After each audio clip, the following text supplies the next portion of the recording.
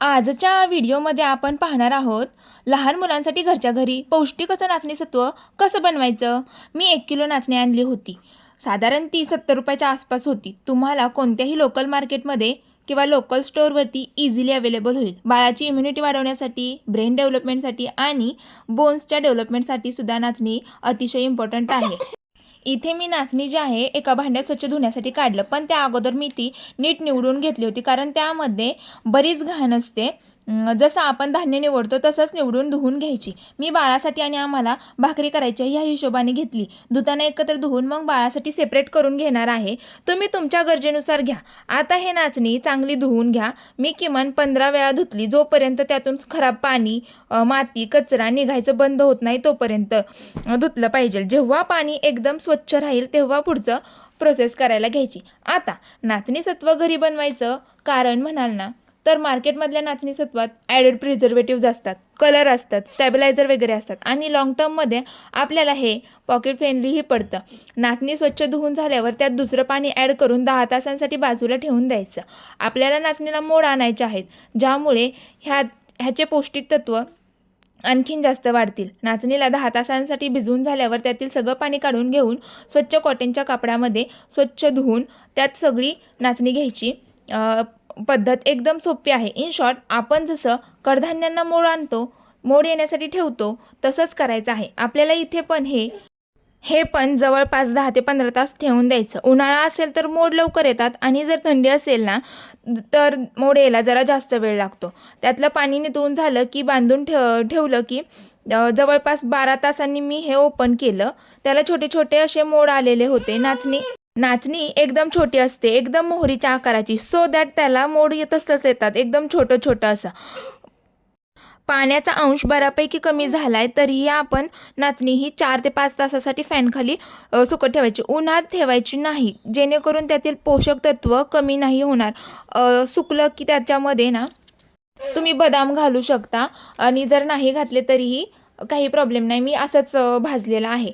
तर नाचणी ही लवकर करपते, त्यामुळे त्याला कंटिन्यू चालवत राहावं लागतं। तुम्ही जर अजूनही चॅनलला सबस्क्राईब केलं नसेल तर नक्की सबस्क्राईब करा आणि सोबतच व्हिडिओ आवडला असेल तर व्हिडिओला लाईक करा। यामध्ये काही वेगळं करता येत असेल तर मला कमेंट करून सांगा आणि तुम्हाला जर हॉल व्हिडिओ बघायला आवडतील का हे पण मला नक्की सांगा आणि बेल आयकॉनवरती प्रेस करायला अजिबात विसरू नका, ज्यामुळे माझ्या सगळ्या नवीन व्हिडिओचे अपडेट तुम्हाला भेटून जातील। नाचणी खमंग भाजून झाली की तिला थंड होण्यासाठी काढून घ्यायचं आणि थंड झाली की मिक्सरमध्ये ग्राइंड करून घ्यायचं। ग्राइंड करून झाल्यानंतर ना तिला चाळून घ्यायची।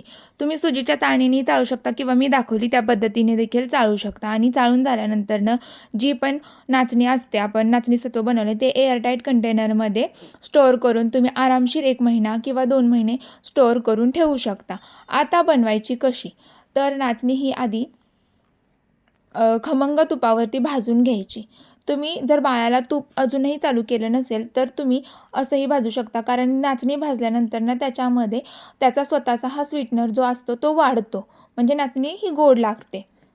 नाचणी भाजून झाल्यावर तिला थंड करून घ्यायचं आणि तिची स्लरी करून घ्यायची। आता मी इथे रात्रभर भिजवलेले जे ड्रायफ्रूट्स आहेत त्याच्यामध्ये मी खजूर, काजू, बदाम असे आहेत ना ते ग्राइंड करून घेते मिक्सरला। त्यामध्ये थोडंसं पाणी टाकून किंवा तुम्ही दूधही टाकून करू शकता। याच्याऐवजी तुम्ही एक पिकलेलं केळं असतं ना ते सुद्धा मॅश करून नाचणी सत्व त्याचंही बनवू शकता। जर तुम्हाला त्याची रेसिपी हवी असेल तर मला कमेंट करून सांगा, मी त्याचीही रेसिपी एका शॉर्ट व्हिडिओमध्ये नक्की अपलोड करीन।